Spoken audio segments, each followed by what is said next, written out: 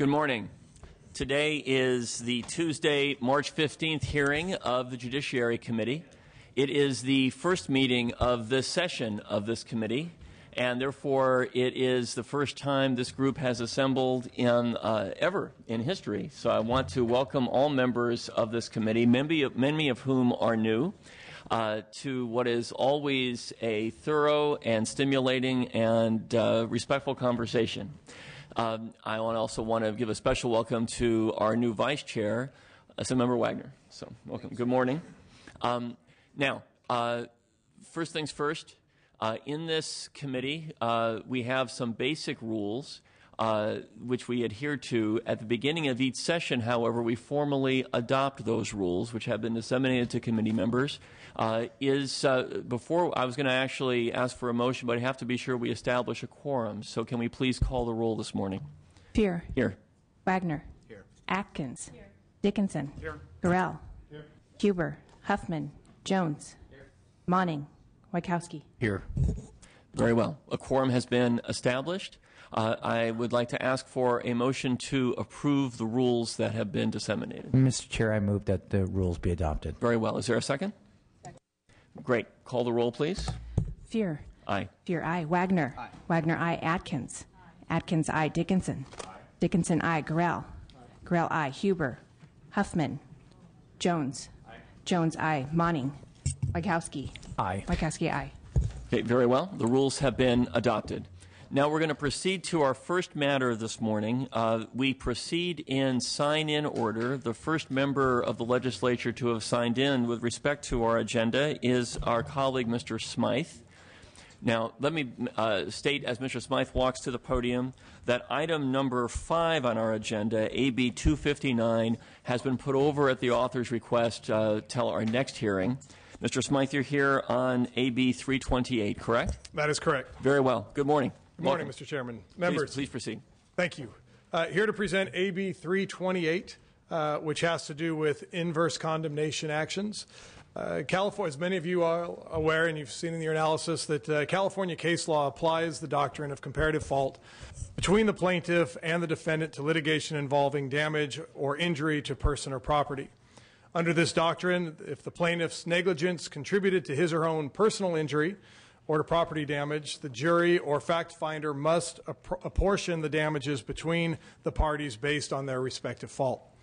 To the detriment of California's cities and counties, there is no case law expressly applying the doctrine to inverse condemnation litigation. This allows negligent plaintiffs who sue government agencies for inverse condemnation claims to unfairly recover all of their damages despite having substantially contributed to their own. Since the plaintiff's negligence is often a substantial factor in the damage that results in a windfall to the plaintiff and burdens the government agencies and its residents. AB 328, sponsored by the Los Angeles City Attorney, would expressly make applicable the doctrine of comparative fault to litigation between the plaintiff, property owner, and a defendant government agency in inverse condemnation actions. And additionally, this bill would expressly ensure that Section 998 of the California Code of Civil Procedure is applied to governmental agencies and inverse condemnation actions in the same manner as it is to all other parties and other actions. We hope that this would encourage settlements and alleviate unnecessary burdens upon our court system. And with me today are representatives from the Los Angeles City Attorney's Office. Michael Kaplan would be our lead witness, and we'd be happy to take any questions from the committee. Thank you, Professor Smythe, for that introduction to inverse condemnation law. We do have a rule in our committee, 2 witnesses on each side, and I see you have 1 witness with you this morning. Mr. Kaplan, please proceed. Good morning, Mr. Chair and members of the committee. My name is Michael Kaplan, and I'm with the Los Angeles City Attorney's Office, and we are in support of this bill. This bill establishes a level and equitable playing field for plaintiffs and public entities alike in inverse condemnation actions. Currently, plaintiffs' attorneys contend that if a public improvement is a substantial cause of damage to private property, then in an inverse condemnation action, then the public entity is responsible for 100% of the damage, regardless of the fact that the damage is caused by the property owner's inaction or action, which are also substantial factors in causing the damage. What happens is that when we end up trying to settle cases, we end up paying more than is ordinarily justified because of the ambiguity in the law. And the concern that we have to balance is that if we don't settle these cases, that a court may instruct a jury that the plaintiff's comparative fault is not to be considered when rendering its verdict. And so what this has meant is that money which could be used for infrastructure or other things ends up going to plaintiff's attorneys and their clients. This bill makes it clear that when a private property owner has property damage in an inverse condemnation case and there is comparative fault on the part of that property owner, that they have to bear financial responsibility for that comparative fault. This bill also creates incentives for parties to settle cases under a Code of Civil Procedure 998. Ordinarily, under Code of Civil Procedure 998, if a party makes an offer and that offer is rejected and the party gets a more favorable verdict at trial, then that party that made the offer recovers their court costs. However, in inverse condemnation cases, the law is unclear, and the only decision basically says that the public entity has to get a defense verdict where the plaintiff gets zero damages, or otherwise the public entity does not recover its costs. And the result of that is that public entities don't make substantial 998 offers, number one, and number two, private plaintiffs have no incentive to accept those offers. And so we believe that if we make 998 offers applicable in an inverse condemnation context in the same way that it is applicable in most other contexts, that this will encourage settlements and lead to fairer results. Thank you for your testimony. I want to let the committee members who are new to the committee know that typically our rule is we have 2 witnesses for 2 minutes on each side. Because Mr. Smythe has only 1 witness, I gave some latitude to his witness's testimony. Is there any other witness here in support of Mr. Smythe's legislation? Jeffrey Neal, representing the California State Association of Counties. We weren't able to get a letter in beforehand, for which we apologize, but we do support this reasonable and fair way of settling an uncertain area of law. Thank you very much. Others in support of this legislation? Are the witnesses here in opposition to the bill? Seeing none, colleagues, questions or comments? Mr. Dickinson. I do have a question. I was just curious how comparative fault would apply in a case, say, for example, where someone lives under an airport flight path and the locality disagrees with the notion of acquiring the property, so the property owner sues in inverse, but hasn't taken any measures, say, to soundproof or do anything else that might reduce the degree of property value diminution as a result of the overflights. The inverse may well succeed, and the locality, the airport operator, has to buy the property. How would you apply this statute if it were modified as the author proposes to that situation? Well, I mean, I think if you're talking about forcing the airport to buy the property, that's really talking about eminent domain. That's not talking about inverse condemnation. Well, the claim is made in inverse. It's where the locality says we're not going to exercise eminent domain. We're not going to take the step of acquiring the property, and it happens. Then the property owner sues in inverse.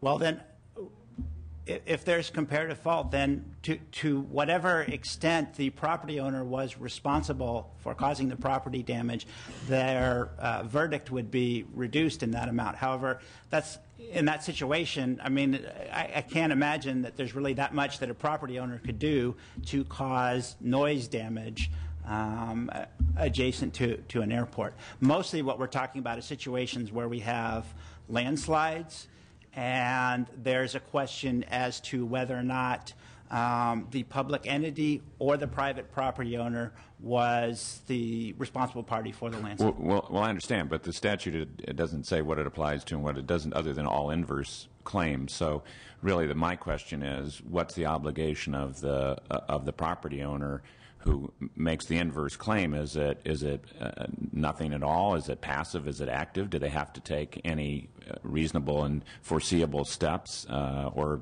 steps that might be rational under the circumstances to try to minimize their damages before making an inverse claim? Otherwise, under comparative fault, they would have their damage claim reduced ultimately?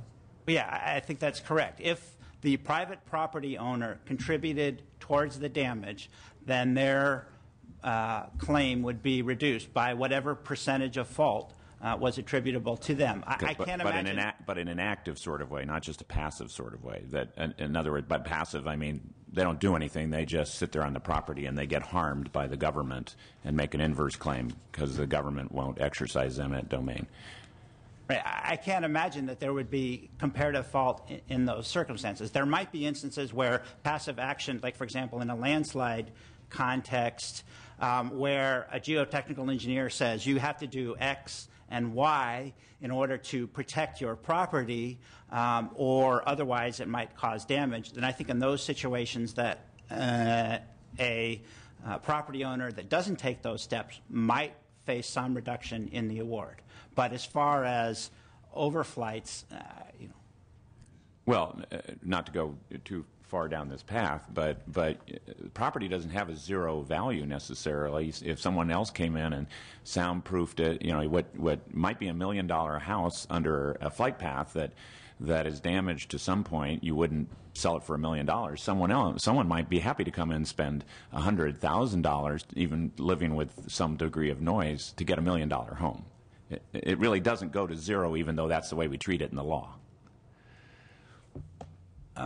that's correct. I mean, as far as I can tell, if you can show that the actions of the property owner contributed towards the private property damage, then you would have a reduction for comparative fault.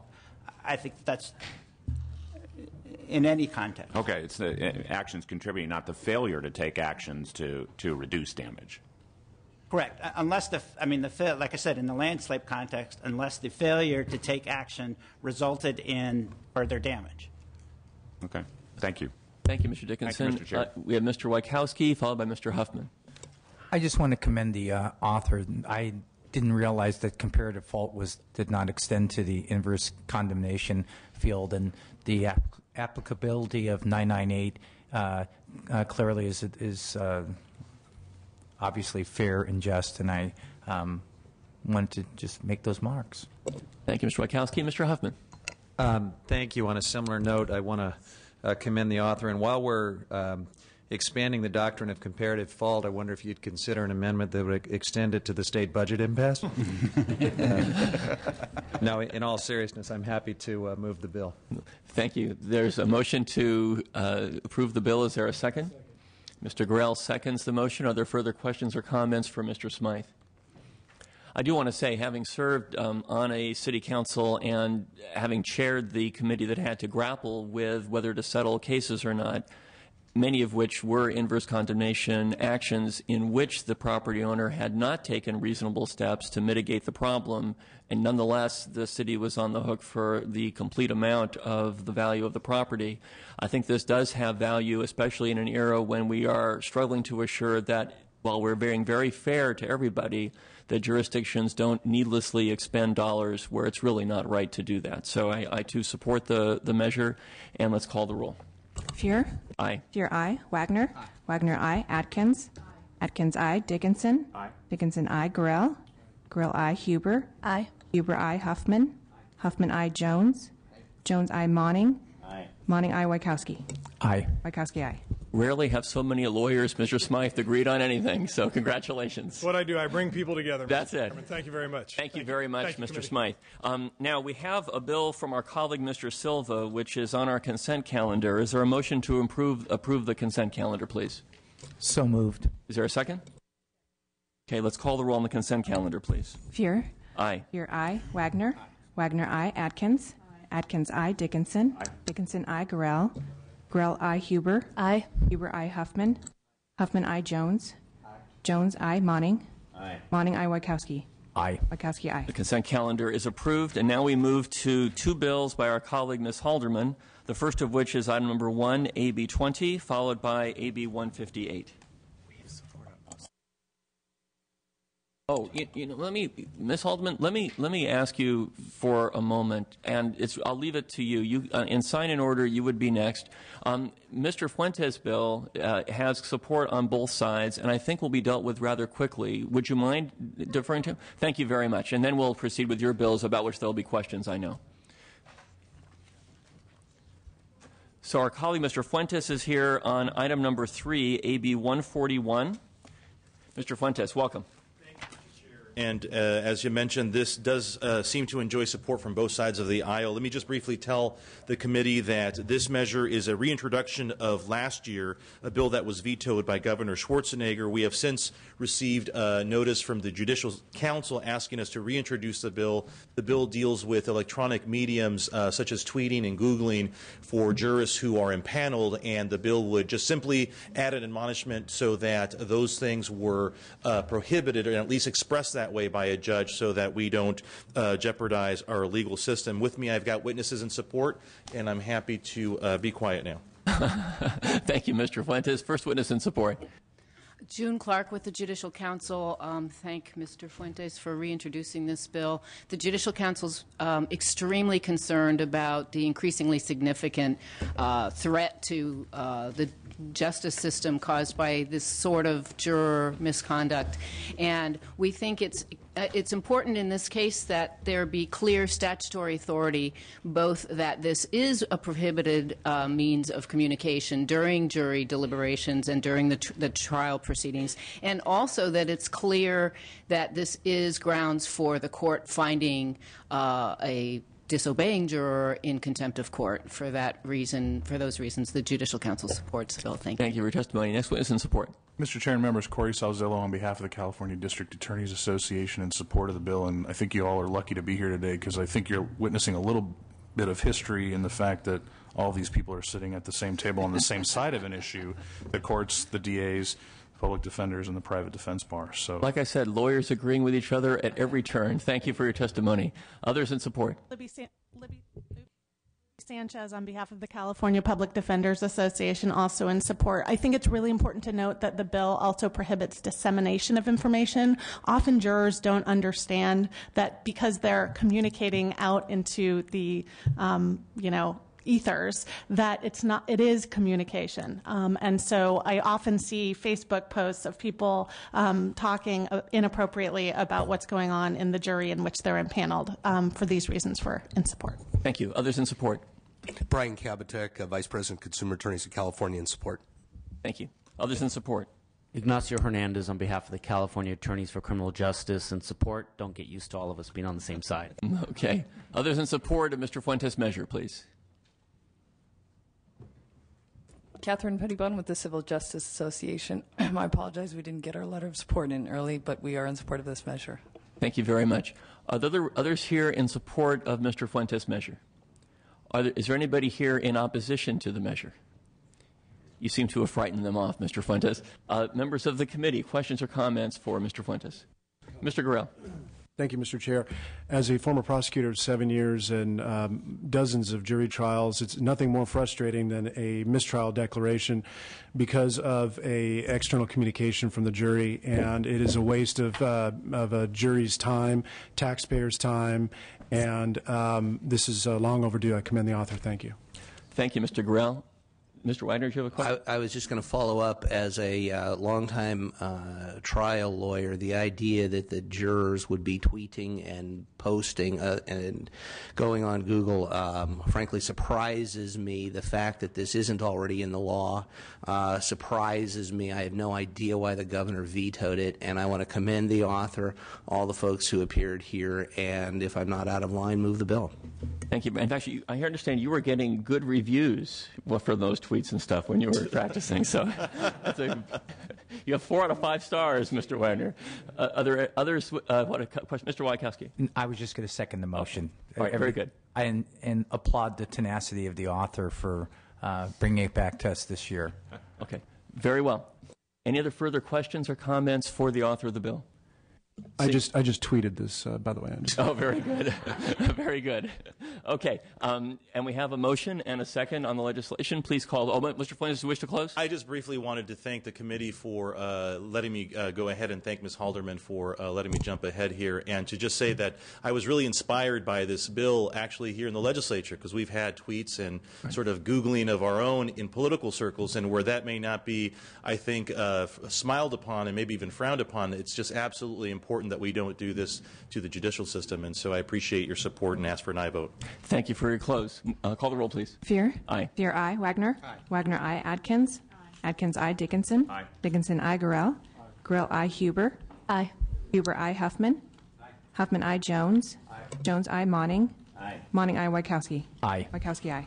Thank you very much. Mr. Fuentes' bill is out. Ms. Haldeman, thank you again for your courtesy. Just having Mr. Fuentes wait for a while seemed like an inefficient use of time. Just appreciate that.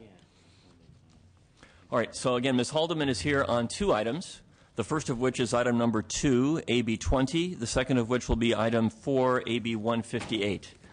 And Ms. Haldeman, you can proceed in any order you'd like, actually. Is that where you want to go to the residential issue first?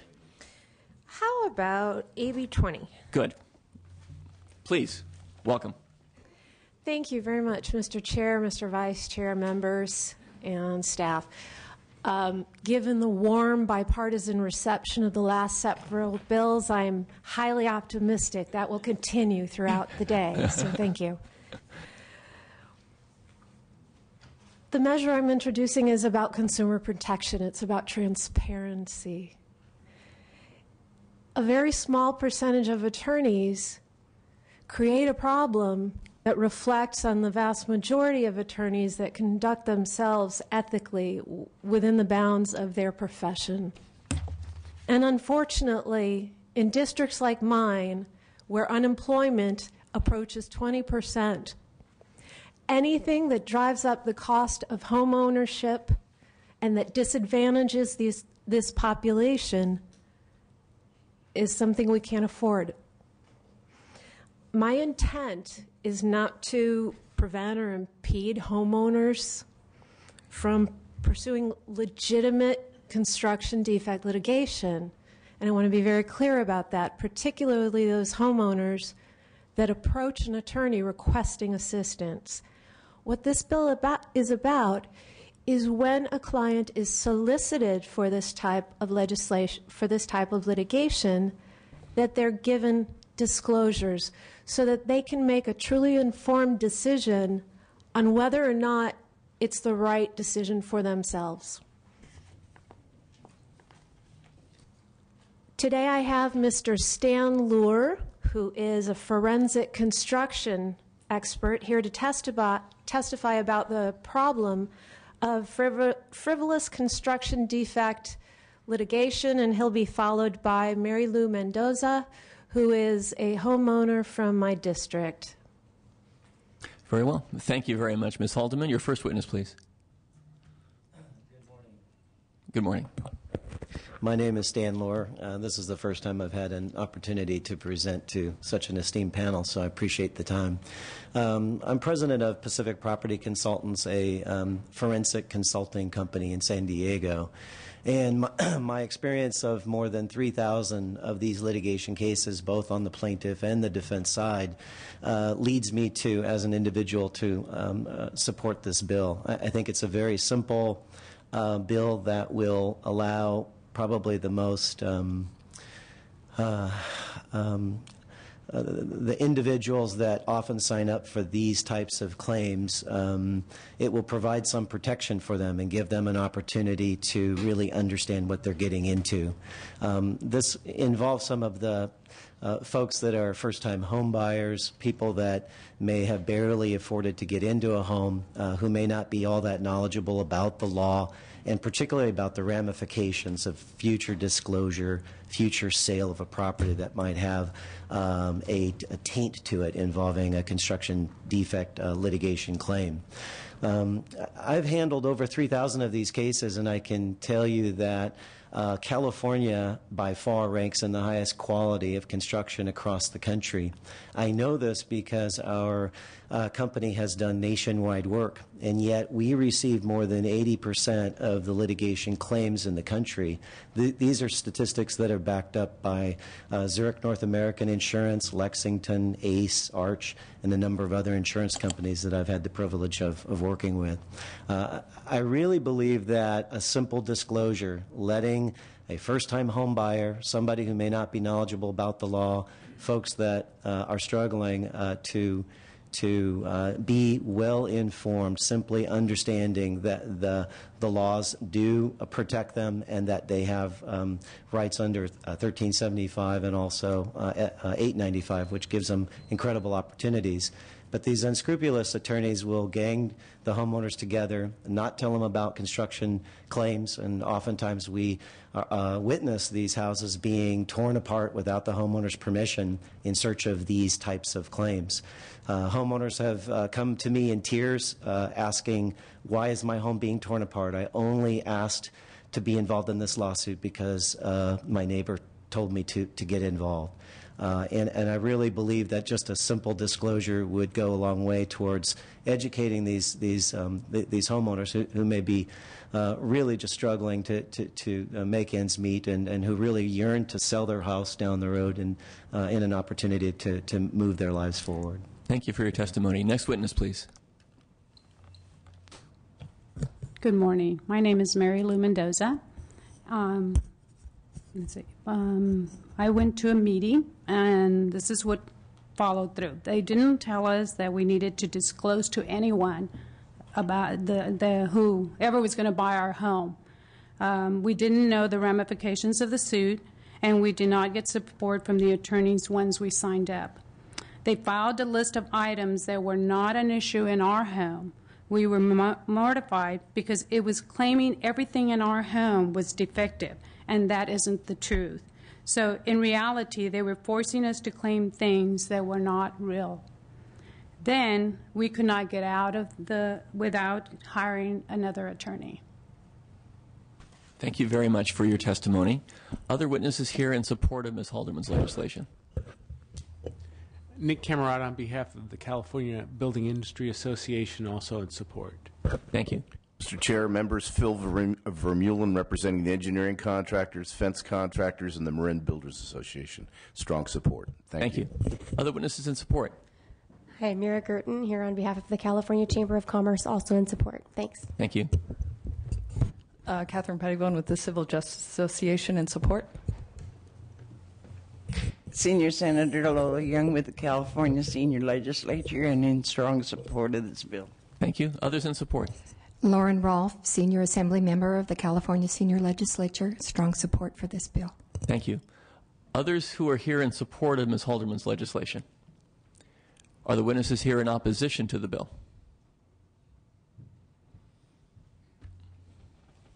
Good morning. Good morning. Brian Kabatek, Vice President, Consumer Attorneys of California.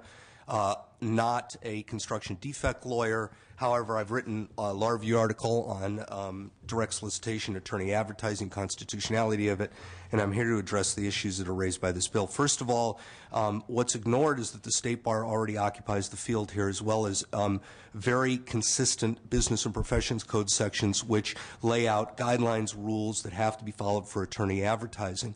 The State Bar has prosecutorial ability for false and misleading advertising under very strict guidelines lines, and if the complaints that I heard here, as well as the other complaints that I've seen, were accurate and true, they're subject to state bar disciplinary matters.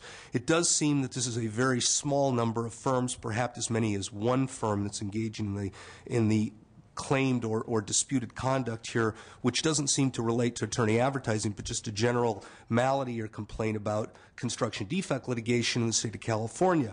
On the constitutional issue, the bill itself is constitutionally infirm.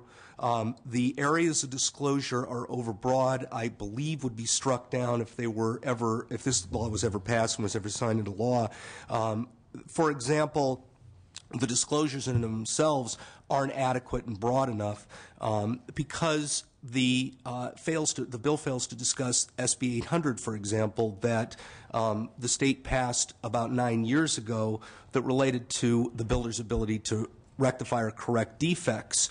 As well, it doesn't exactly explain that defects, whether they're litigated or not, have to be disclosed if they haven't been repaired, as well as certain parts of the statute, or the proposed statute at least, that relates to disclosure by lenders or to lenders or lender's name on a check, which doesn't adequately state Ninth Circuit law, which governs California banking.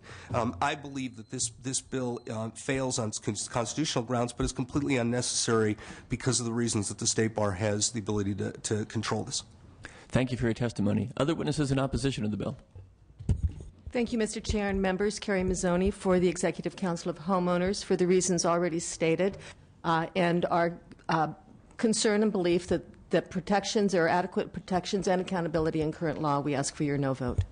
Thank you. Other witnesses in opposition? Mr. Chair, excuse me, Ignacio Hernandez on behalf of the Consumer Federation of California and also on behalf of the Consumer Watchdog. We're also opposed to the bill for the reasons already stated. Thank you. Others here in opposition to the measure? Seeing none. Colleagues, questions or comments for our colleague, Ms. Halderman? Mr. Wachowski. The bill not only covers solicitation but consultation, and I'm wondering, since 2005, when other versions of this bill has come in, what has come up with the traditional lawyer-client privilege and consulting in the law office? What has sparked that extension to the consultations? That was an issue brought up by committee staff that I believe has to be addressed, because this isn't intended to affect plaintiffs who approach attorneys with complaints. So it is very likely that that language needs to be cleaned up and amended.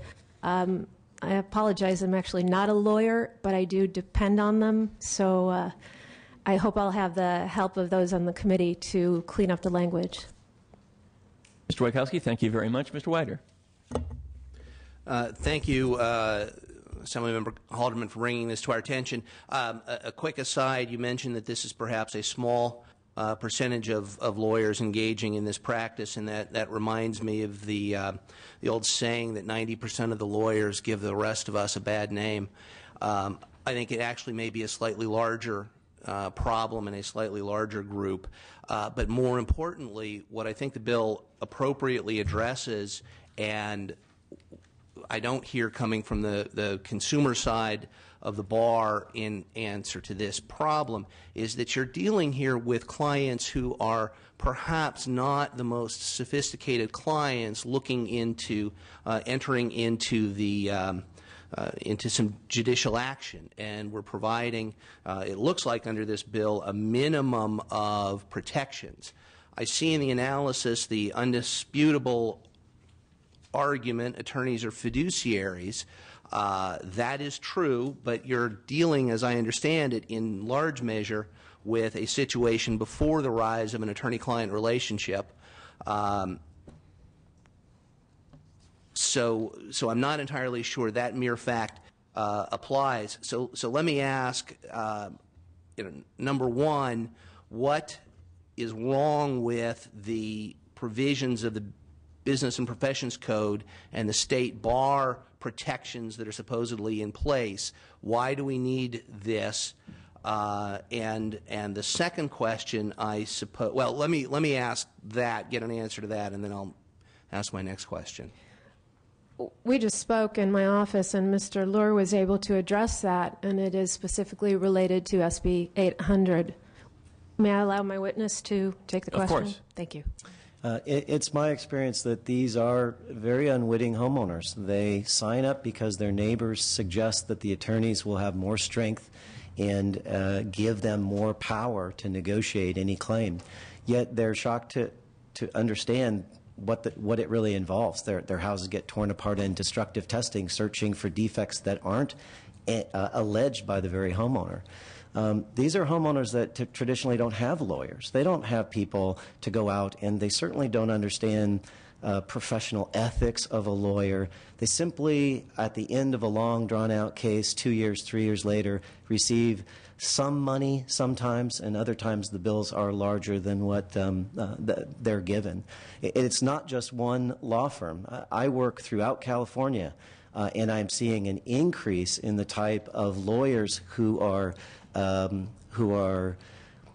focusing on these unsuspecting homeowners. They go door to door.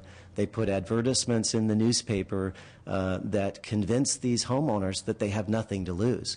And if there was just something, a simple disclosure to give them some insight to do their own investigation, I believe a lot of the people that really don't have anything wrong with their house would simply pass on the litigation.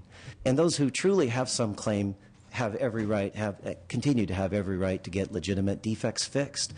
So it really involves the people that get hurt by this, those unsuspecting homeowners, people that English may be a second language to them.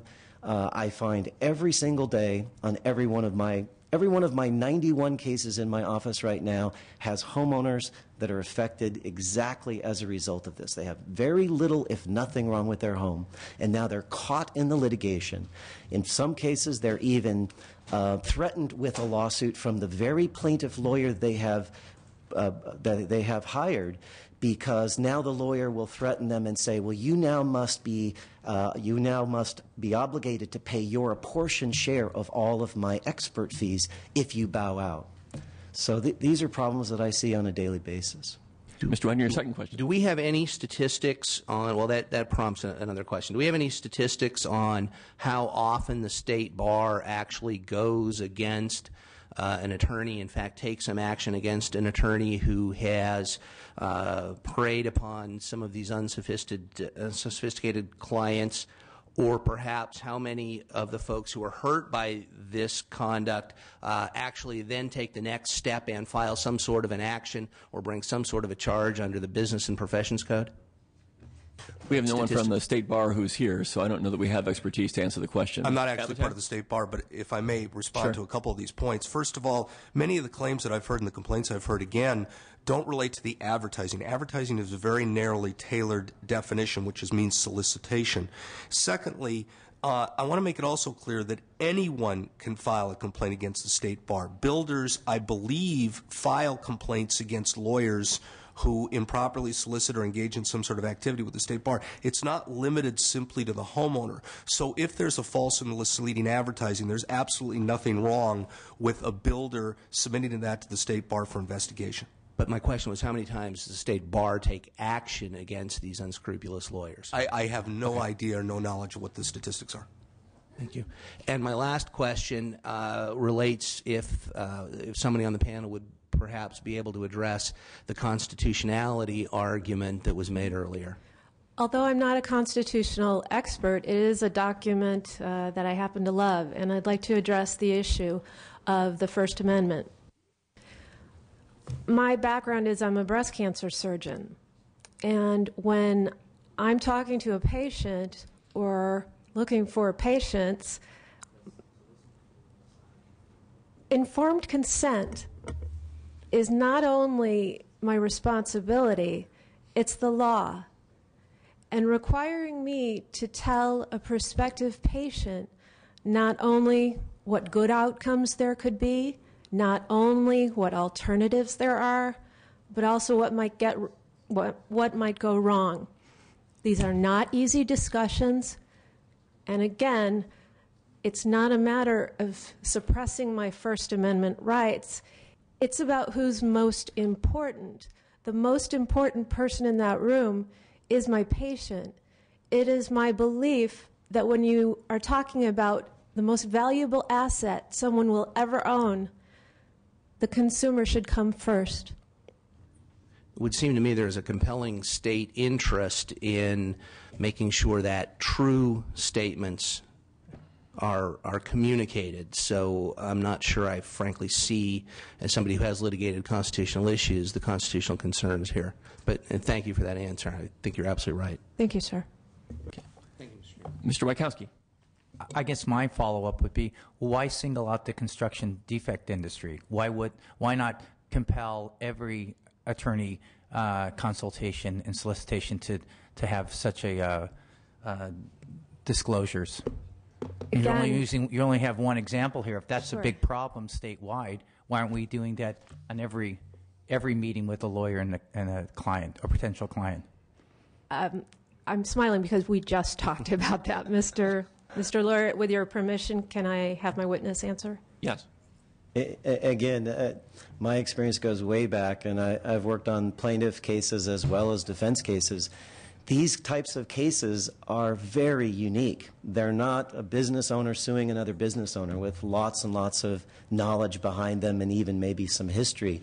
These are homeowners that oftentimes don't even understand the ramifications of joining this type of claim. But they are specifically told that there's no risk. They're not given the facts. And if they were just simply given an opportunity to understand what may go wrong in a litigation case, I think a lot of them would become knowledgeable and would be very, very susceptible to these types of solicitations. Oftentimes just go door to door. I, as a business owner who's owned multiple companies my whole life, I have access to lawyers and I can run things by them. So when I engage in a business litigation transaction, I'm pretty fully informed. I don't think I need that. But these homeowners have no such history. They've never been involved to a large extent in any kind of claim. And they just believe that it's just as simple as these unscrupulous few lawyers allege, and that is, just join our ranks, we have strength in numbers, and we'll get you some money for your home. And I think that's wrong. Others? Mr. Money. Thank you, Mr. Chair. First, I appreciate your advocacy on behalf of consumers who are being defrauded, in essence. But I was going to ask the question asked by Mr. Wagner. I don't know if there's anyone on this panel, or if you know, have any complaints been made to the State Bar about this attorney misconduct? Yes, and this is something I learned from the subcontractors and the tradesmen and the builders in my district. What has happened is they have approached the State Bar and been told there are not the resources to pursue these types of claims because they need to reserve resources for what they deem more serious claims. Well, I appreciate that, but I think our state faces a challenge with our budget crisis for many agencies having the resources to enforce. My concern is this would create a duplicative law. We have the Business and Professions Code that strictly controls attorney advertising and attorney representation. That's what we need to enforce. And if the State Bar doesn't have sufficient resources to enforce, that should be looked at in our budget negotiations or others. But by creating another law that just goes to a particular outrageous circumstance, I think it is duplicative. We should be bringing this handful of lawyers to justice under existing law while respecting that we already have very strict guidelines as to what an attorney can offer in a private consultation with a prospective client or in their advertising. So for that reason, I'm just concerned about us creating another layer of enforcement requirement to respond to particular concerns. So I would encourage continued documentation of those that are violating consumer rights and enforcing existing laws. So it's not so much of a question, but just kind of where I line up on this. But I do thank you for putting a spotlight on the concern. Thank you, sir. Ms. Huber. Thank you, Mr. Chair. Just something you said kind of created a question for me, because you said when complaints are made, they go to the State Bar, and the State Bar says, we don't have the resources. But your enforcement mechanism in this bill is disciplinary action through the State Bar. So how does that actually advance the ball and solve the problem? It does not completely solve this problem, and there is no question in my mind that more enforcement resources are needed, but that would not be a reason in my own mind to not address what is doing serious damage to the people in my district. We have 106 languages spoken in our Central Valley. I only speak a couple of them. But what I recognize is that for a lot of people, they'd never even approach the State Bar. And yet, that option needs to exist because that is a way of enforcement. I certainly wouldn't want this taken to the law enforcement level. I don't think it merits criminal action, but I think it merits examination by the profession. Well, let me just explore one other thing with you, because I did do defense work for construction defects, so I know that there's plenty of plaintiffs groups out there that will sign up every house that they can in a subdivision. But I'm still not convinced that your mechanism for solving that problem is the right way. I agree that there is a problem, but then it really seems that the question is, how do you get the resources for the State Bar to be able to do the disciplinary actions? Because much like the law is for you as a doctor to give informed consent, we don't, as the state legislature, tell you what you have to say to give that informed consent. We allow the disciplinary, if you don't tell them the right things, then they're going to sue you for malpractice. And for lawyers, we require that they not lie to their clients. And if they do, then there are procedures already in place for what happens if they lie to their clients. So I'm questioning the mechanism on why dictating the content of what the lawyer says to the client is the right way to go. If the enforcement mechanism is the same one that exists under the status quo, I don't know what we're gaining, much like what would we gain if we told you as the doctor that these are the 3 sentences you need to read to your patient before you perform a surgery. Assemblymember, with respect, that's not the case. In fact, as a surgeon, I am mandated to cover certain things. In addition, but not by the state legislature. By right? the Medical Board of California. Right, by the Medical Board, which we have a state bar for the lawyers, and you have Medical Board that makes requirements on you. But it's not the state legislature telling you what to say. But because that is not happening, my desire was to look for a solution that would address the problem regardless of where it came from. And if it has to be done legislatively, which I regret, I wish this just never happened, I'm willing to pursue that legislation. Thank you. Thank you, Ms. Huber. Mr. Wagner, I think, is another question. And then we'll hear from Mr. Dickinson. Again, let me see if I understand the bill and perhaps address some of the concerns of my colleagues, Mr. Monning and Ms. Huber. As I understand the bill, you are not dictating content. It doesn't say in here the lawyer shall say X, Y, and Z. You are requiring the lawyers to cover certain areas, correct? That's correct. All right. Now, with respect to the state bar and those enforcement mechanisms, it's clear we have a budget problem. It's clear the state bar is underwater. But as I understand what you're trying to do here, and again, please correct me if I'm wrong, right now the state bar is saying we don't have the resources to investigate complaints. Maybe you have to look to another lawsuit under the B&P code. What your bill does is, number one, I think make it very much easier for the state bar because they don't have to do an investigation. They can ask the attorney one question. Please show us the disclosure statement. And if the attorney is unable to do that, that's the end of the case. So we don't need new resources for the state bar. We're actually, as I understand it, making their job a little bit easier. Isn't that the case? I'm just not familiar enough with how the state bar is run, but certainly the medical board does handle cases of lack of informed consent in a similar fashion. And I'm having a hard time seeing this as being duplicative of the B&P code. Again, that's a separate action that a disgruntled homeowner has to take later. What you're trying to do is not duplicate those remedies, but perhaps make them unnecessary to even resort to, correct? I would love for this legislation to be unnecessary. Well, I'm not asking that this legislation is unnecessary. If this legislation is in force, a lot of those complaints to the Business and Professions Code or to the State Bar become unnecessary, don't they? That's exactly right, and that's the mechanism by which this is effective. Thank you, Mr. Wagner, for demonstrating the benefits of being in this forum rather than a courtroom where leading questions are actually disallowed. Now, Mr. Dickinson. Well, you're not going to accept she's a hostile witness? I second that. Thank you, Mr. Chairman.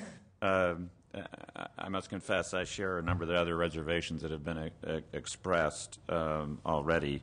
And with respect to unsophisticated clients, they don't come just in the form of non-English speaking homeowners. I have run across many people in the corporate world who are completely unsophisticated when it comes to both the risks and potential rewards of litigation, and people who are highly educated, who have never been involved in litigation before, who are unsophisticated in the respect you're talking about. So I question, as others have, looking at one particular category of potential litigants or plaintiffs for these kinds of disclosures. And I think the analysis actually details the kinds of disclosures that are required of lawyers already, that I think largely speak to the items identified in the bill.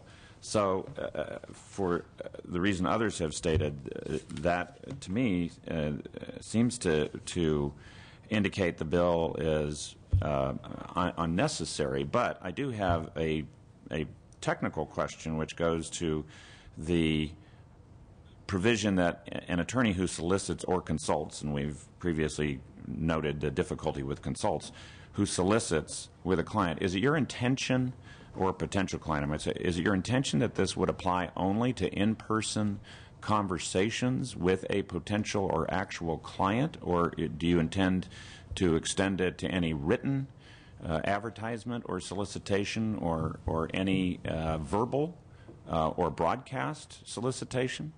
Direct solicitation, in my mind, includes distributing written flyers, which are a form of advertisement, approaching a homeowner who has not first approached the attorney to verbally solicit. That would be included.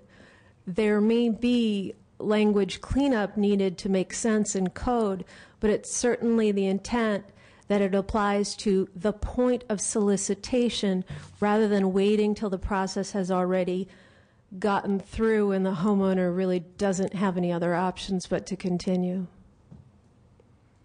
The client always has the option whether or not to continue. Some may not afford, according to their contracts with their attorneys, they may not be able to afford to get out of it because of damages. Well, they may have costs accrued that, of course, any fee agreement would have to disclose in writing that they are obligated to meet. So that's already a requirement. So if someone reads their fee agreement before they sign it, it will tell them whether they are obligated to pay costs or not. And if they have questions about that, certainly anyone is free to, sophisticated or unsophisticated, say, what does this mean? And a lawyer would presumably explain. If there are lawyers that don't do that, I think we've discussed whether there is an enforcement mechanism to treat that. But it doesn't seem to me, again, that you're adding something to what's already required of lawyers under existing law. Thank you. Thank you, Mr. Dickinson. Other questions or comments? Mr. Huffman. Well, I do want to say, Assemblymember Halderman, that you make a good presentation. And I think you've done a great job in making the case for your bill. One of the things I am struggling with is that I generally favor getting lots of information to consumers so that they can make informed decisions. But invariably, when we consider that type of legislation, at least since I've been here, there's a little bit of role reversal going on. And usually it's me and my colleagues calling for information to get out on the table and notifications and disclosures. And we sort of have that debate in any number of contexts. If this were a real estate transaction, for example, and we were talking about disclosures on the front end, I would bet money that we'd be on opposite sides of this debate. So it's given me a little bit of pause that for some reason this one specific scenario is being singled out for this interesting role reversal between us philosophically. And I think you could sort of have another debate about whether the particular type of disclosures are objective and balanced, or whether they're a little bit skewed in order to steer the consumer to a certain outcome. That's another piece of this that troubles me. But I guess the most troubling thing for me is that we're being asked to do something very unusual as a legislature, which is to sort of wade into attorney-client communications when we have existing mechanisms that are already in place to govern that. And I think before we take that exceptional step, there's a burden of persuasion that I would want to see as to the inadequacy of the current mechanisms and safeguards. And so far, this morning at least, what I've heard is completely anecdotal. I haven't seen any data. I haven't heard from anyone. What has been described sounds like little more than a phone call someone might have made to someone at the state bar. I haven't heard about any actual complaints filed, in which case I know there would have to be some kind of written response. There's all sorts of information that you could imagine being presented to us in this forum to make the case why the current safeguards and mechanisms are inadequate, and I just haven't quite heard the burden of persuasion met that I would want to hear. So if there's more that you have to add to that, I would invite you to do so, but that is the real sticking point for me. Certainly, Mr. Lohr would be happy. I'm sorry, may I answer? Well, actually, what I was going to suggest is, are there any other questions or comments for our colleague? Assuming that there aren't, why don't you take this opportunity to address Mr. Huffman as a closing statement to us? Sure. Certainly, Mr. Lohr has documentation to back up his statements today. What I'd like to tell you is that my intent here is not to interfere with a homeowner's right to litigate. That's not the intention. In terms of whether or not we would argue on different sides or previous discussions in the legislature, I've never held elected office before. I've never engaged in that discussion. But I welcome the opportunity. And I hope that when I'm given the opportunity to fairly offer information for consumers, to put consumers first, to put patients first, to put taxpayers first, I hope that I'll weigh in on the side of the individual and not on the side of a profession. Thank you. Thank you very much, sir. Thank you very much for your presentation. I think I've done an injustice. I've been calling you Ms. Halderman. I should call you Dr. Halderman, shouldn't I? My mom calls me Linda. Well, that I won't matter. do. Yeah. I think I'll go to doctor here to give you the respect you deserve. I have been silent through this presentation because the discussion has illuminated most of the issues I wanted to raise. I do want to express before we vote that I share the multiple concerns that have been expressed by colleagues who believe the bill is ill-advised at this point, so I'll be voting no on the legislation. Call the roll, please. Oh, is there a motion on the bill? There's a motion. Is there a second? Second. It's been moved and second. Call the roll, please. Fear? No. Fear? No. Wagner? Aye. Wagner, aye. Atkins? Nay. Atkins, no. Dickinson? No. Dickinson, no. Gurrell? Gurrell, aye. Huber? No. Huber, no. Huffman? Huffman, no. Jones? Yes. Jones, aye. Monning? Wykowski? No. Wykowski, no. Okay. The bill has 3 votes, which at this point is insufficient. Thank you. May I request reconsideration? Yes, you may. Thank you. And I will ask for unanimous consent, and seeing that exists, reconsideration is granted. Thank you very much. Thank you. And now let us proceed to your second item, which is AB 158, item 4. give you a second to get your witnesses up here for that item as well. Your mortgage isn't well, it sounds Your witnesses and a photographer, no less. I'm not sure what the photographers. It's fine, and just smile as you're making your presentation, please. All right, Dr. Haldeman, please proceed. I certainly appreciate the thoughtfulness with which this legislation is being considered, and I'm hoping that this particular bill will be slightly more positively received. AB 158 bars recovery of punitive damages from a manufacturer, distributor, or retailer of a product if it was compliant with all imposed regulations at that time.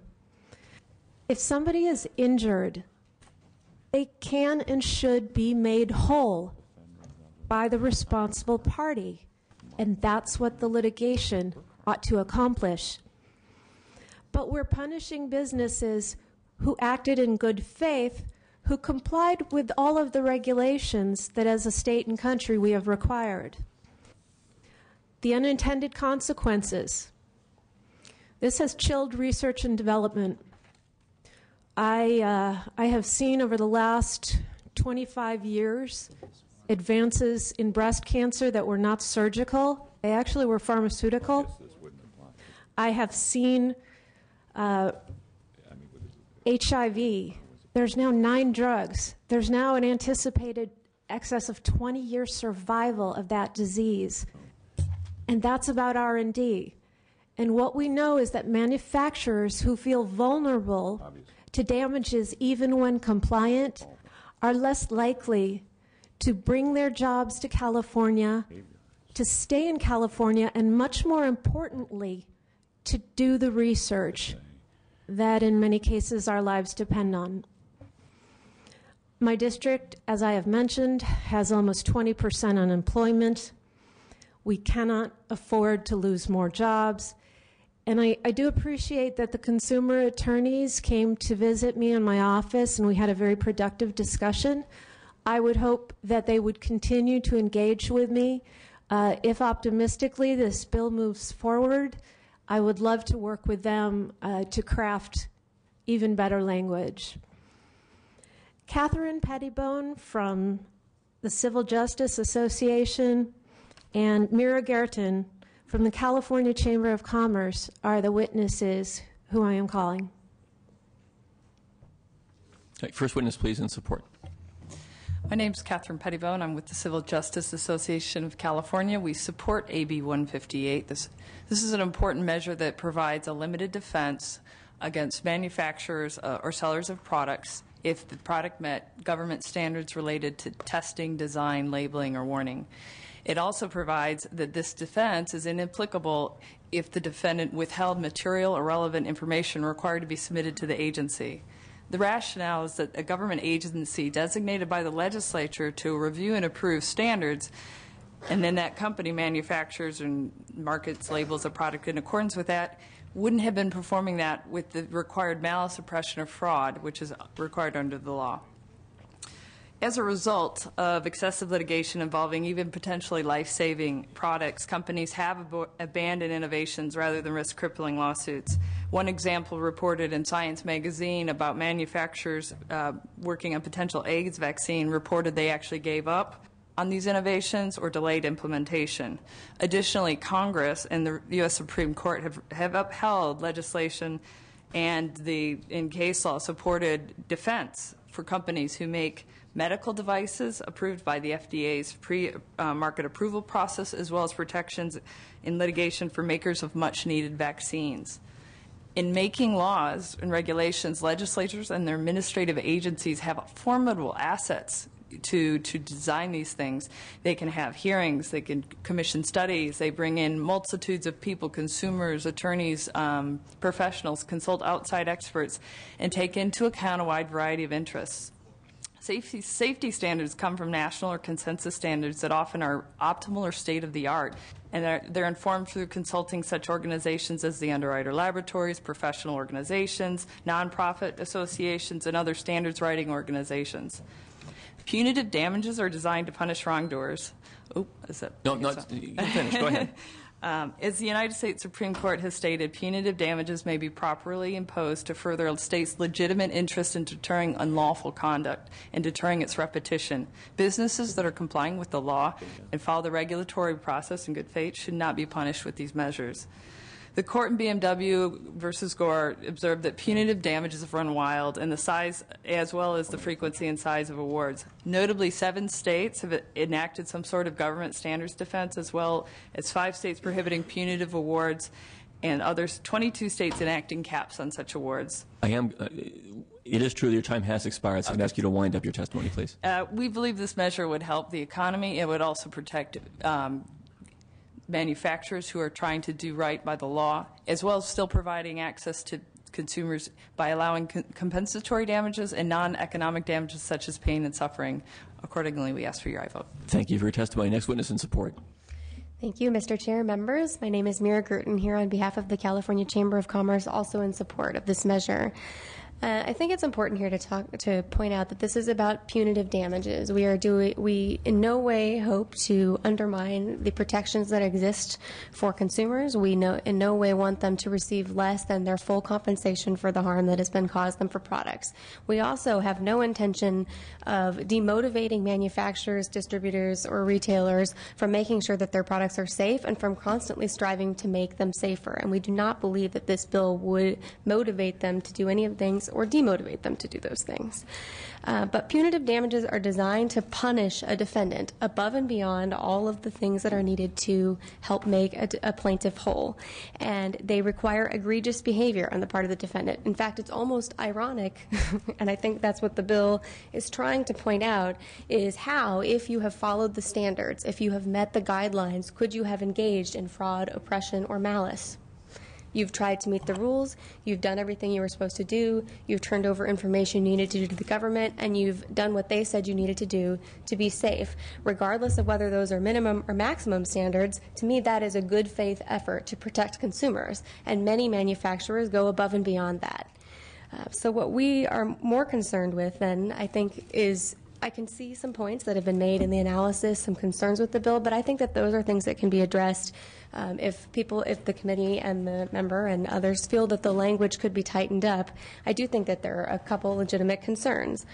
First, I don't know if it's clear in the language, that was the way I had read it, but perhaps it's not clear that if conduct that causes injury is outside of the areas that are being regulated by the agency, those things should still be available and dealt with under regular tort law, which means punitive damages would be available. So if it's outside of the scope of the regulatory control, businesses shouldn't be allowed to just hide information. They shouldn't be allowed to avoid punitive damages for those things. Also, if the standards are outdated, I believe that's something that can easily be addressed with an amendment where the committee, and the member decide what is an appropriate time span. And if we decide that standards are old and the agency hasn't been able to keep up with the times, then we don't expand the protections beyond those times. So I think that there are a number of things that can be done, but I think that this is it makes a lot of sense to do this, and punitive damages are the most volatile for businesses, the hardest for them to take into account, and particularly when they're doing their best to comply with the law. So for these reasons, we support the measure. Thank you. Thank you for your testimony. Next witness in support, please. Mr. Chair, Phil Vermeulen, representing the Fence Contractors, Flasher Barricade, and Marine Builders Association. Strong support. Thank you. Others in support? Chair and members, my name is Dorothy Rothrock with the California Manufacturers, and we're in strong support as well. Thank you for your testimony. Other witnesses in support of Dr. Halderman's measure? Excuse me. Other witnesses here in opposition to the measure?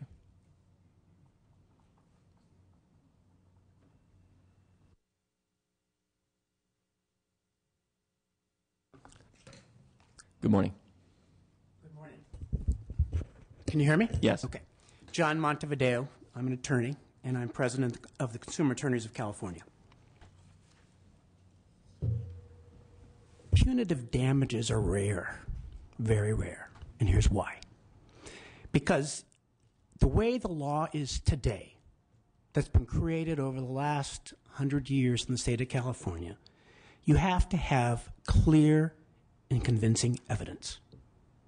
It's not a preponderance. It's clear and convincing. And the evidence that you have to show is that the manufacturer, in this case, what this bill is targeting, must be guilty of oppression, fraud, or malice. That is the antithesis of good faith. So if someone is acting in good faith, there will never be a claim for punitive damages. You know, courts have repeatedly held, and in fact, recently the Supreme Court of the United States in Williamson versus the Mazda case unanimously said that regulations are minimum standards. And that wasn't for punitive damages. That was a duty of care in a standard negligence case. So what the Supreme Court has said is that you can't even use that, or you shouldn't use that, as a standard of care in negligence. And what this bill wants to do is simply this, that if a manufacturer complies with a minimum standard, therefore, no punitive damages. It's wrong. It's bad policy. Let me give you a thought. While this applies to manufacturers, let's take a different situation. Let's take a drunk driver who knows that he's going to drink, gets the keys of the car, fully intoxicated, gets into that vehicle, and kills somebody. If you would apply this standard because that person had a driver's license, they met regulations. The two are very different. They go to the state of mind of the offender. If we had this, the infamous Pinto case would never existed. Ford in that case knew specifically that if they didn't put the $10 piece to protect the gas tank, cars would explode. They knew it. They hid it because of $10. That car complied with federal regulations. It's bad policy. It's not the law in California, and it shouldn't be. And we encourage a no vote. Thank you for your testimony. Next witness in opposition. Ignacio Hernandez on behalf of the Consumer Watchdog and also on behalf of Consumer Federation of California. We're also opposed. I think the previous witness really explained it well. And in particular, we are concerned that punitive damages are supposed to be there as a deterrent for the type of behavior, the highest level, the worst behavior of these bad actors. So if we create this sort of defense and take that away, all we're saying is you just need to comply with regulatory requirements. That's it. We take away that disincentive from having to, like he was saying in the Pinto case, that's perfect. And there's information that these corporations have and businesses have. They decide to operate in such a way that creates such a danger to consumers, even if it doesn't necessarily conflict with regulatory requirements. We're now telling consumers, sorry, you're out of luck. And so just for those reasons, we're opposed. Thank you. Are there any other witnesses here in opposition? Now, questions or comments from our committee members? Mr. Wagner. Dr. Halderman, doesn't Section E2, which Ms. Pettibone talked about, address the Ford situation that Mr. Montevideo and the Consumer Watchdogs talked about? If Ford had hidden and the standard, therefore, was different, your bill doesn't apply, does it? Well, that's correct, because willful and intentional actions are not what this bill is meant to cover. I would have to argue, again, I'm not an attorney, but the action of entering a vehicle and driving it after having consumed excessive amounts of alcohol is a malicious act.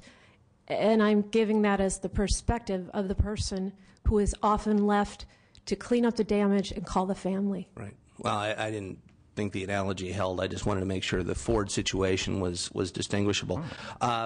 Real quickly, it is true that the standards are as set out by Mr. Montevideo for the imposition of punitive damages awards, but we have seen, and at the risk of being anecdotal, we've seen McDonald's and hot coffee spilled in laps get punitive damages awards. Yes, the penalties get reduced, but not eliminated completely. Basically, it seems to me that what we're trying to do is set a standard here. If you are acting honestly and in good faith and are meeting the standards that are set for you. In other words, if you can say, as a manufacturer, what more can I do? You're protected. and if there is an answer, there is more you can do, and you know it, and you've hid it from the government, your bill makes you still liable, correct? That is correct. Nothing further. Thank you. Thank you very much, Mr. Wagner. Mr. Gorell. Bill's been moved. Is there a second? Other questions or comments from members of the committee? Mr. Dickinson. I'm just curious whether you, Dr. Halderman, have any information about number of cases in which punitive damages are awarded. I don't have that information, but I'd be happy to research it. And if this bill moves forward, again with great optimism, I'd be happy to work with you and satisfy that question. Oh, I appreciate that. It does seem to me that is a rather foundational piece of information, that we're talking about a problem, whether one believes it's a problem or not, hinges to a certain extent on what are the number of cases. And I just tell you from my experience of practicing law, there are very few cases in which punitive damages are even alleged, let alone awarded. It's quite rare, I think, as Mr. Montevideo said. So it seems to me this may well be a solution in search of a problem. I'm sorry, sir.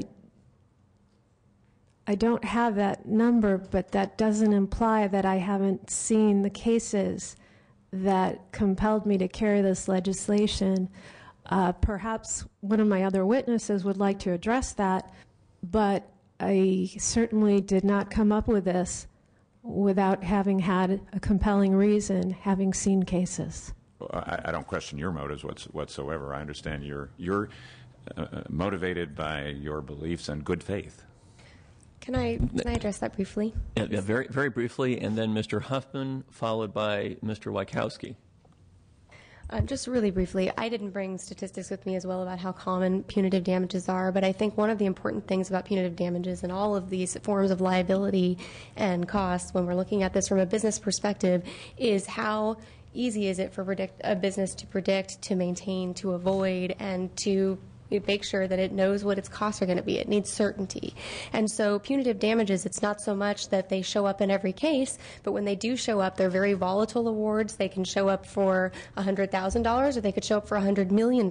And so when you're a business and you're going in and trying to, and you've done everything that you have been asked to do and you've tried your hardest to make your product safe, it's not so much that you know only 1 out of every 100 cases or whatever the number is. It's that if that happens to me, I have no idea how big the liability be, and I have no way to take it into consideration, and I've done everything I was supposed to do. So that's why it matters, regardless, really, of how often they're given out. I just say if you do those things, you're not going to be subject to punitive damages. Fine. You often are. So Mr. Huffman, then Mr. Wachowski, then I have a thought to share as well. Mr. Huffman. Thank you, Dr. Halderman. I'm curious about something. I don't know the answer to this, but I understand your bill would exempt a manufacturer, distributor, or seller who knowingly withholds or misrepresents something during the process of a rulemaking. But what I don't know, and maybe somebody can answer this, is once a rulemaking is closed and everybody's engaged in good faith and we have a regulation on the books, if a manufacturer, distributor, or seller subsequently learns something that suggests there's an additional risk to consumers, is there an affirmative duty to bring that back to an agency and try to reopen a rulemaking? Because if not, I think the provision in Section E2 of your bill would be extremely narrow, and we could have lots of situations where folks knew something was unsafe, continued to put folks at risk, and I don't think you would want to exempt them from punitive damages, or any of us would. And they wouldn't be, because they did withhold that information. If the problem is that the regulation or the knowledge was added after a certain amount of time, that's an issue that I think the legislature ought to address, or the regulatory agencies ought to address.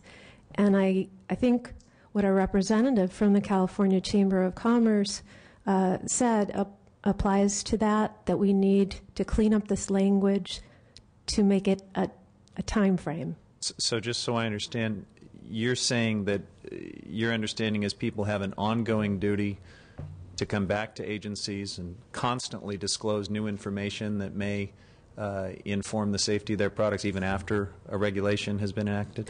I don't think that constantly would be the right word, because there would be a period of time that would likely be measured in years in between that. It takes time to disseminate the information, and we're not talking about those who knowingly ignore a standard. I'm still not really hearing an answer to my question. Maybe there's another witness that knows. There's probably a yes or no answer to this question as a matter of law, is whether a producer, distributor, or seller has an ongoing duty to come forward with information regarding the safety of their product even after a rulemaking is closed. I'm not aware of that ongoing duty, but maybe someone can correct me in my assumption. At this moment, I wish I had attended law school in addition to medical school, but my intent here certainly is not to protect bad actors in the industry. And in fact, those in the industry who keep up with standards have the most competitive products, because I assure you, if you start damaging your customers, they're going to have something to say about it. All right. Just one more quick question, Dr. Halderman. You mentioned unintended consequences at the beginning of your presentation, and I want to ask you if you think there's a chance that this bill might have some unintended consequences, because if our sole authority on defining the standard of care is now government regulations, doesn't that send a strong message, if this were to become law, that we need to make sure that every regulation in every situation is very expansive? And aren't you inviting a whole new renaissance of regulation, something that you might generally not be all that thrilled with? Certainly the state of California has not been shy about imposing regulation on business, and it's always been the purview of the legislature and the regulatory bodies to take action. So I don't feel it would be appropriate for me to tell them what to do or not to do. Thanks. And even though there actually is a record of this proceeding, we won't hold you to the "I wish I went to law school" comment in the future. I think, thank you. Yeah. Mr. Wykowski. You want to set a new standard for government standards defense, but it's my understanding that manufacturers can argue that defense if litigation occurs, that it was reasonable that they put the product out to the world. And currently, under normal tort law, the judges are saying that's the floor. What we're doing is we're raising the floor on determination of damages. How does that help the consumer? I guess I'm not quite clear on the question, but if we don't give standards to manufacturers, I'm not sure how they would want to come to our state, because that leaves them open to extreme liability. Normally, manufacturers, I'm just saying, if they are sued, because somebody's complaining about their product, they can go into court and say, well, we've met, Your Honor and jurors, we've met the government standard and we've acted reasonable. The basic tort law says that it's a reasonable person standard, that they act in good faith. And we tend to have a high standard here in California. So you're saying you need to put a low standard to help out the manufacturers, right? And I'm saying, well, how about the consumer that may have been hurt?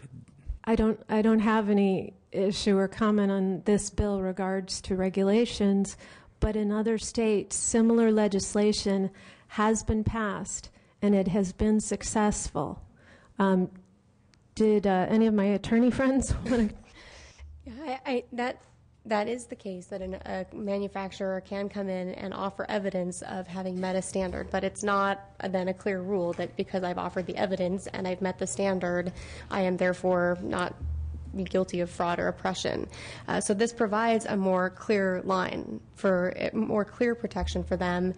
But I think you asked the question, how does this protect consumers? And I think our point of the bill, this it doesn't hurt consumers. It does nothing to decrease protections for consumers, but it does offer protections for businesses that are real, that will help them manage their costs. It will not discourage them from making their products safe, and that's why we're supporting it.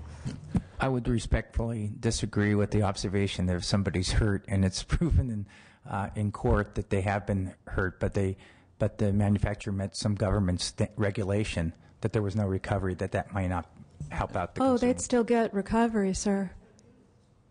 It's only about punitive, which is meant to punish. Compensatory damages and actual damages can be quite high, and they're still responsible and on the hook for those. Thank you.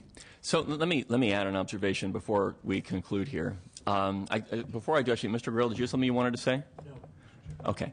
So the question was put rhetorically, what more could a business do than comply with a standard? Well, the language of the bill says that one would not be susceptible to punitive damages unless one intentionally withheld or intentionally misrepresented information. What more a business could do is to actively seek out information about the quality of its product. And I want to remind us about the function of the punitive damages provisions of law in our tort system. Compensatory damages are just that. They're designed to compensate a victim of wrongdoing. Punitive damages have a different function. They're designed to incentivize or disincentivize broad behavior among actors in the system, in an economic system. Disincentivizing those who otherwise disincentivize people to aggressively seek out information about the product, for example, would be a bad idea. That led me to wonder, could the bill be amended to take account of what I just said? And the answer is it could to a limited extent, but then there's a range of other issues that the bill creates. And I do want to do something I rarely do, which is to read for a moment. This is what the current state of the law is regarding punitive damages. Mr. Montevideo and others have cited the clear and convincing evidence standard and used the terms malice or oppression, but let's identify what those words mean under statute and what your law proposed statute would insulate people from. Malice now means conduct intended to cause injury, or despicable conduct with a willful and conscious disregard of the rights of others. Oppression means despicable conduct that subjects a person to cruel and unjust hardship in conscious disregard of that person's rights. Fraud means intentional misrepresentation, deceit, or concealment of material facts, and so on.